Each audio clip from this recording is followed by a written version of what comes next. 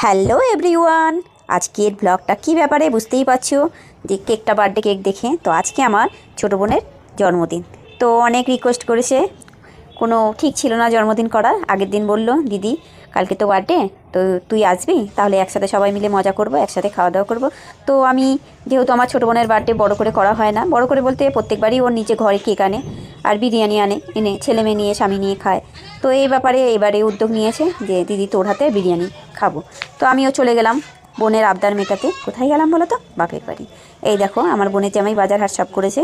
তো সকাল থেকেই রান্নাবান্না তোড়জোড় ছিল। আমার মেজবোনাই এসছে, এরকম আমার মেজবোন এসছে, ওর হাজব্যান্ড এসছে, মেয়েকে নিয়ে এসছে।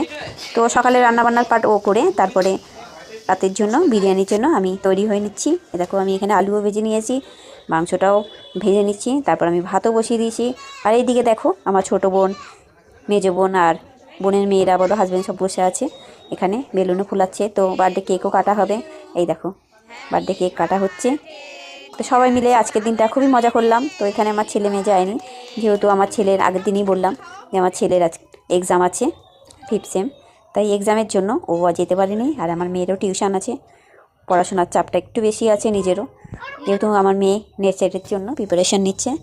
তো এই হিসেবেই ওরা যেতে পারেনি। দেখো এখানে মিষ্টিও এনেছে, আমাদের ঘরের লোকই ছিলাম, দাদা বৌদি আর আমরা 3 বোন। এখানে 30টা মিষ্টি এনেছে। তো দেখো চাটনি, পায়েস বাকিটা রয়েছে, আর এই বিরিয়ানিটা এখানে ঢাকা দেওয়া রয়েছে। বড় হাঁড়ির দরকার, তো হাঁড়ি ছিল না বলতে মানে ছোটো হাঁড়ি ছিল, বড় গামলাটা দিয়ে আমি বিরিয়ানিটা করে নিলাম। এই দেখো আজকে পরের দিন সকালবেলায় চলে আসলাম। এই দেখো টোটোতে উঠলাম, তারপরে ট্রেনের বিশাল গণ্ডগোল, রাস্তাঘাটে বেরোনোর অবস্থা নেই। তো ভিডিওটা